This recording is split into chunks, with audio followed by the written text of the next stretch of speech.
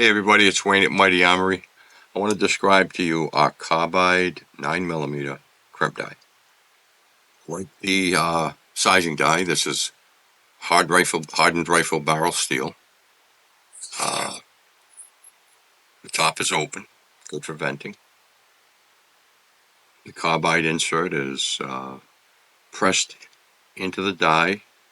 There's a fold over to ensure that it doesn't move, although we do press this insert in, which is 100 thousandths thick all the way around, with a hydraulic press under 2 thousandths tension. So it's never going to move, it's never going to wear out. It's a lifetime die, many lifetime die, okay? You set this at an average down over your case to complete the fold back of the flare, and you want to hold 4 to 5 thousandths tension on a 9. So you can set this at 376, 377 on a 355 bullet, and you might want to go up 1,000 if you're using a 356. Now, if you're loading some of the rounds, the bullets out there like RMR and a few others, those are under 355. They're like 354. You may even see some at 353. In that case, I recommend going down to 375. You can adjust this simply by turning it down in the die, which we're going to show you on a T7 press so that you know exactly how to set it. Okay, so this is our crimp die, which is very much like the sizing die. The only difference is you choose where you set it. So let me give you an example of what you want to do. You want a full length size. If you're using a 355 bullet, you want to flare at 381. If you're using a 356 bullet, you want to flare at 384. Those numbers on the outside set the inside diameters approximately 3 thousandths below your bullet diameter. So if a 56 would be set at 353. If it's a 55, you're going to set it at 52.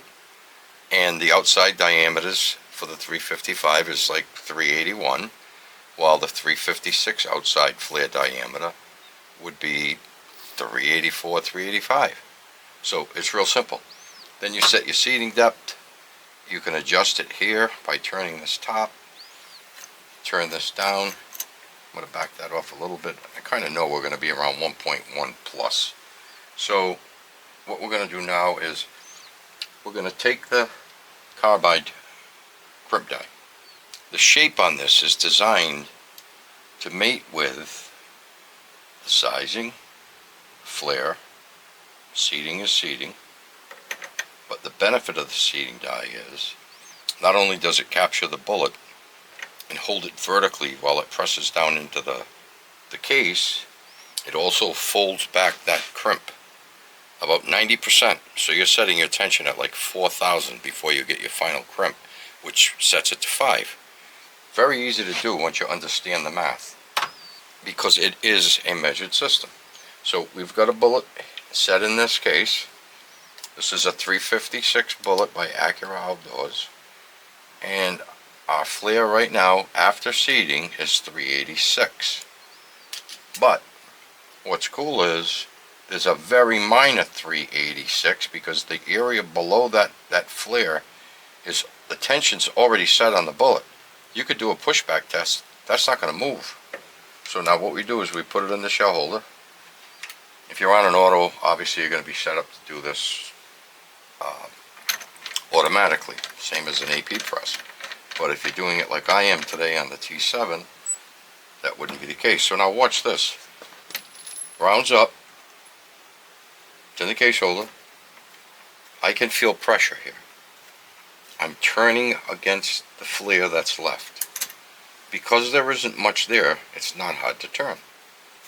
So I'm just going to keep turning until it gets a little bit snug. We'll say right there. Then we're going to bring this down. Now this is a 356 bullet, so we're probably going to want to be around 378. Okay, so I'm at 379, which is still SAMI spec and acceptable. Look at the round. It's absolutely perfect.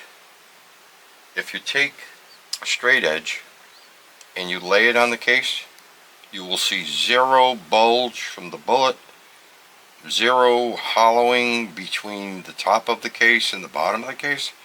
It lays on that perfectly. So that angle you've got is perfectly straight. Now, for me, I like 378 or even 377 on all of my rounds. Oh, that didn't feel like it got a lot, so we'll turn that down a little more. Okay, I got a little something there. Let's check this out again. 379 still. Reason being, this is a very hard bullet, and we're not getting any spring back from this brass at all because we had it set at 4/1000 tension and we only flared back this minor area. There's really no way for the brass to spring back if you're set up properly. So they're all easy to set up. Just follow the mathematical equations, which are on YouTube and our site, and you will be making absolutely perfect semi-spec ammo that you and your gun will love.